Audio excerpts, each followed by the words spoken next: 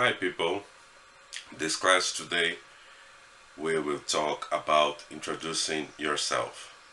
And as an example of introducing, I will show you the introduction of the Doors members. The Doors were a band from the 60s, 70s, and they are arriving in the airport and they are introducing themselves to a reporter, right? We will also talk about useful expressions and things like that, and a little bit about the history of this band. Okay, this is the class for today. I hope you like it. Hello, boys and girls. It's me, your teacher Marcelo, again. Um, in this class, we're gonna talk about introducing yourself.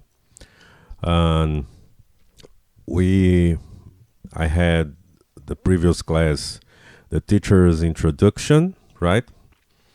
But now, I'm gonna use an example how to introduce yourself. Okay, and for this example, I'm gonna show you a band named The Doors, right? And we'll discuss some things about introduction and how to get in touch with people at first time and things like that. Okay, so firstly, uh, we have to be aware of some useful expressions, right? Okay, before the expressions, right? You see in the picture here, it's a meeting of three Brazilian football idols, right? And the left side, we have Leônidas da Silva, and he was very known for being developed the uh, the skill in football named bicicleta. It has different names in different areas, no? But we in Brazil call bicicleta. Uh, some people say that he invented, other people say that he developed it, but whatever. He was known for that. In the middle, we have Arthur Friedenreich. Friedenreich, I'm not sure about the pronunciation. Is German. I'm English teacher.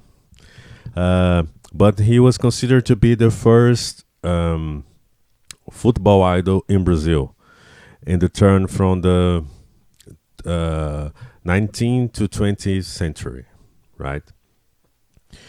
And in the right side, we have Edson Arantes do Nascimento Pelé, right?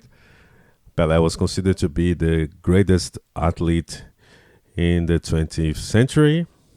He was a very interesting and amazing football player. And if you want to know a little bit more about him, you just watch the movie Pelé Eterno. Okay, so some useful expressions when you meet people. So you can introduce yourself, basically, but then you say, "How are you?" You are asking, how is the person you talk feeling, if he's okay or not. Most of the times, when you ask, "How are you?" to somebody, people reply, they are good, they're okay, even if they are not. Okay? Because in our culture, it's unpolite to say, if somebody say, "How are you, Marcelo?" and I say, "Oh man, I'm really bad. I think about killing myself. I hate the world," and things like that. Of course, it's not a problem to think about these things. You know, it's a passional issue, right? But to outspoke this is not very. Our society doesn't see this very good, right? So you can say that you're fine, so when you are not good or bad, not so bad, not so bad. It's a very interesting expression because it means that you're not feeling right, but not that. bad, It's a kind of diplomatic expression, right? Not so bad means that you were feeling bad, but not so. You can survive, right? Not so fine is almost the same, or you can say bad, right? Because actually, if you have a kind of intimacy with somebody, for example, me and my friends, it's like, how are you doing? How are you? How are you feeling?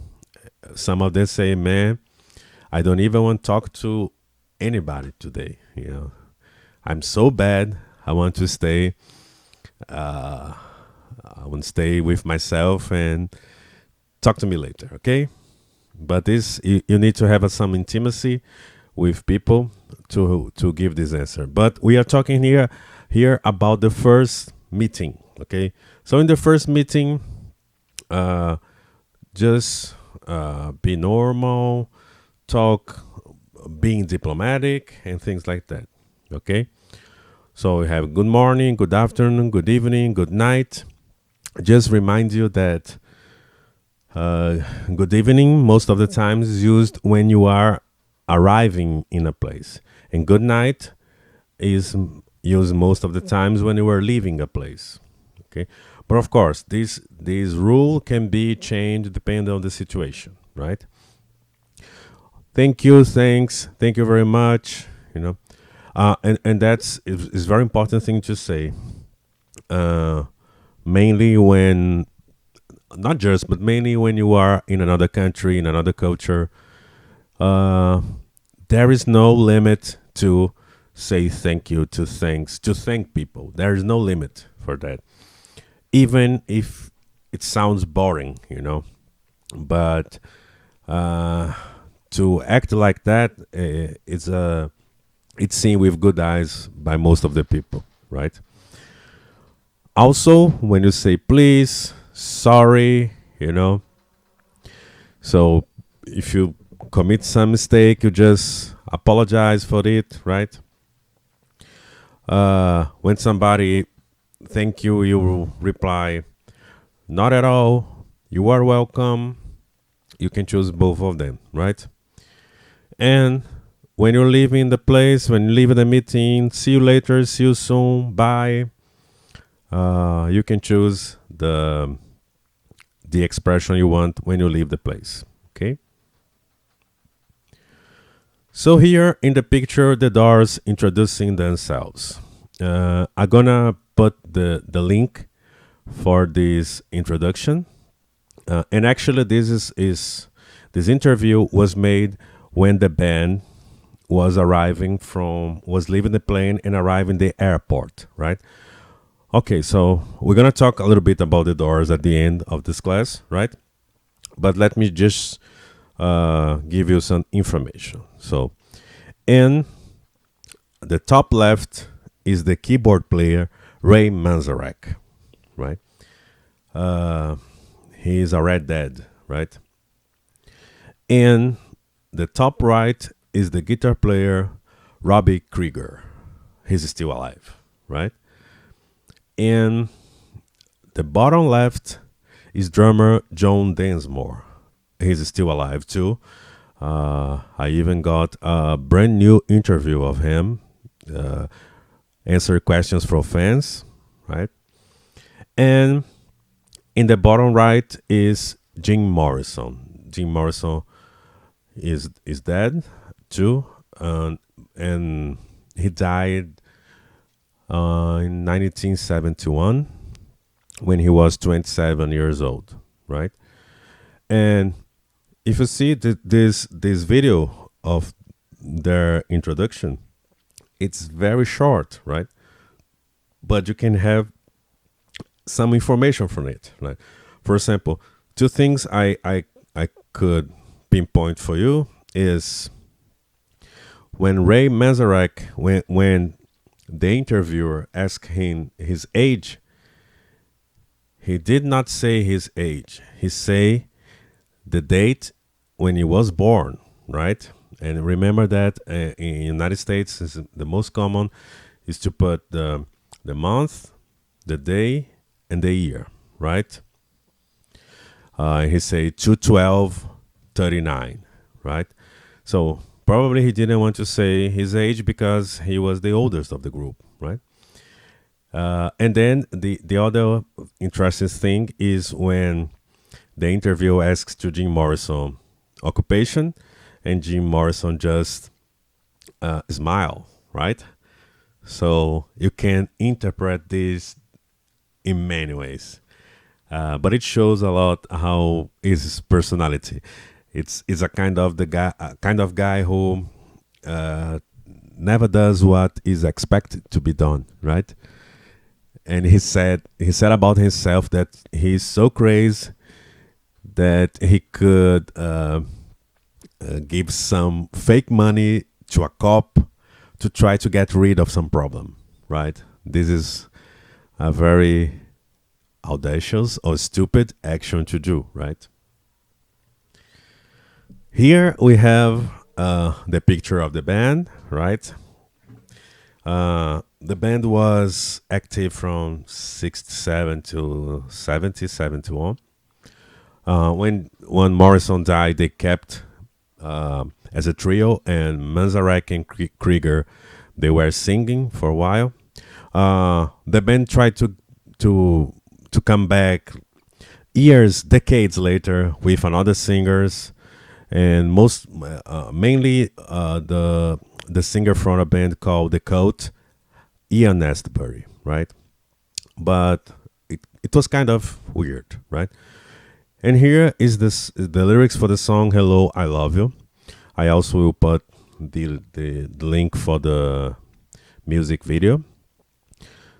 So, and that's very interesting because it looks, if you just look at first, you think like, oh, it's another love, stupid love song, things like that. But when you say "Hello, I Love You," uh, it's kind of weird because when you say hello, it means sometimes it means that you never saw the people before or the person before. So when you say hello, you will introduce, hello, my name is Marcelo, right? So you're introducing yourself. So how can you say introduce yourself at the same time you fall in love with somebody? Uh, as where what people said, love at the first sight, right? When you just look to somebody and you just feel like in love, right? Of course, it's a kind of risky attitude to do, but it happens in life, right? So he say, "Hello, I love. Want to tell me your name? Hello, I love you. Let me jump in your game. Hello, I love. Want to tell me your name? Hello, I love you. Let me jump in your game." Right? And he's tried to describe how is this girl, this girl is, right?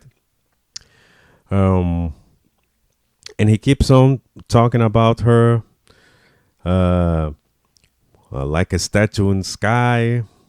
Her arms are weak and her legs are long. Um, when she moves, my brain screams out this song. So actually, he's just looking to the girl, like admiring her. And when he approaches to just say, "Oh, I'm sorry. Hello, my name is Jane, and I love you." Right? It's very, very interesting. Despite sounds a bit silly. But love is silly anyway, right? And then here a little bit of the Doors biography, right? So as I told you, the band was formed by vocalist Jim Morrison, keyboardist Ray Manzarek, guitarist Rob Krieger, and drummer Jonh Densmore. One thing that it's interesting to say about the Doors, different from many rock bands, they didn't have a bass player, right? So how they replace the bass frequencies, the low frequencies that were represented by the bass. The keyboard player Ray Manzarek, with his left hand, play some low notes that could replace the bass. So by doing this, they could play live, right? And actually, the first Doors records, they don't use a bass. They use the the keyboard bass sound, right? And actually, Manzarek even used a specific keyboard that reproduce low frequencies, right? Because later, in the later records from the Doors, they hire a bass player and a rhythm guitar player to make the sound bigger, right? So if you listen to records like Morrison Hotel and L.A. Woman, in those records you have bass, you have two guitars, uh, and it was not overdub guitar because they could do this. They could overdub stuff and record over it, right? Um, and so Doors are a very interesting band because they are like psychedelic rock. Um, they have this musically, they are great. But what really calls attention is Jim Morrison's lyrics and also his performances, his stage persona. Sometimes he was a bit out of his mind, I could say. But for example, there is the song called "The End," where in this song he said, it's a very um, climatic song, right? And in a part of the song, he said that he wants to kill his father and he wants to have sex with his mother. You know? And some people say that it was related to Freud studies and Oedipus complexes and things like that. You know? Sometimes it's just his mind going out and having ideas. Uh, and so the name of the band was inspired by Aldous Huxley's book, The Doors of Perception, right? Uh, and this book is a reference to a quote by William Blake. William Blake and Huxley both are British writers, right? So Doors record 8 albums in 5 years, and some they were considered really great albums like The Doors, Strange Days, and L.A. Woman, and sold millions of records. Remember, people, in 1967 to 71, people bought records, vinyls, LPs, right? And I have a very interesting personal story with The Doors because I saw a movie named The Doors by the director Oliver Stone, and I watched this movie with some friends. And as soon as this movie finished, we decided we should make a band. You know, nowadays, recently, I watched this movie again, and I couldn't stand 5 minutes because uh, I think I got in touch with the real band and the real Jim Morrison, and I felt it was too fake for me, right? But you can check it and see if you like or not.